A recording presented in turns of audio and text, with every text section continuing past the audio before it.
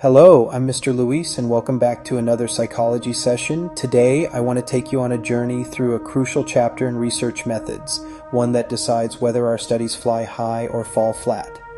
That's right, we're talking about sampling techniques.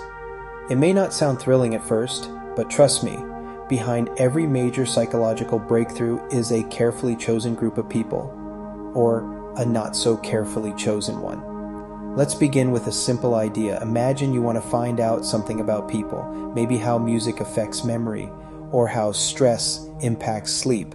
But here's the thing, you can't test every single person on the planet. So what do? You select a smaller group.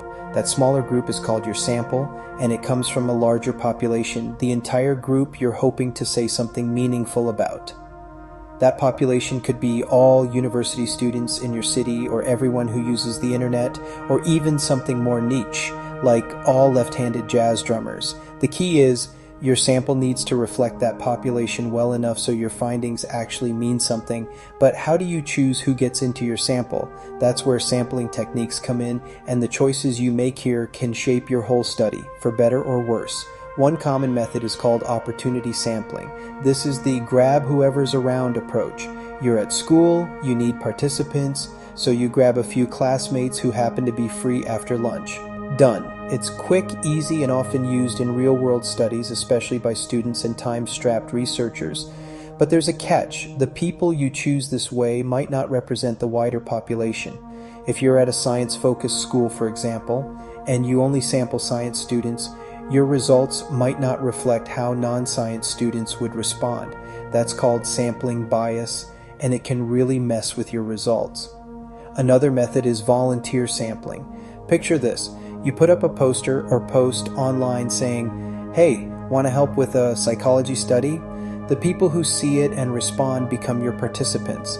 This method is often used when you're looking for committed individuals, people who are willing to show up, follow instructions, and maybe even come back for repeat testing. But again, there's a downside. Volunteers tend to be, a little bit too eager. They might have more free time, or be more interested in psychology, or simply more confident. That means your sample could once again be skewed and not fully representative. Now let's talk about the gold standard, random sampling. In theory, this is the most fair and unbiased method. Every person in the population has an equal chance of being selected. Imagine putting all names into a hat, or more realistically using a random number generator and choosing your sample that way. This helps ensure that your group reflects the diversity of the wider population. Sounds perfect, right? Well, not quite. In practice, it's not always easy. You need a complete list of everyone in your target population, and that's not always available. And even when it is, people might not respond or be available. Also, if the sample size is small, randomness can still produce bias purely by chance. To make things clearer, let me introduce you to Ichiro. He's a student planning a study about the benefits students gain from doing non-academic work, things like part-time jobs, music, or sports. He's chatting with his friends about how to select participants. Kiaria says, why not just use an opportunity sample, ask whoever's around?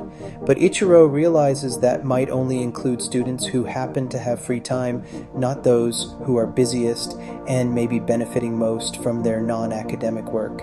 Hania suggests using a volunteer sample instead, but Ichiro knows that people who volunteer might all be the same kind of person. Perhaps they have more energy, more interest, or less work. Finally, Habib chimes in, why not go random? Pull names from a list. That sounds fair, but Ichiro wonders, what if not everyone is on that list? And what if he ends up selecting only one type of person by accident?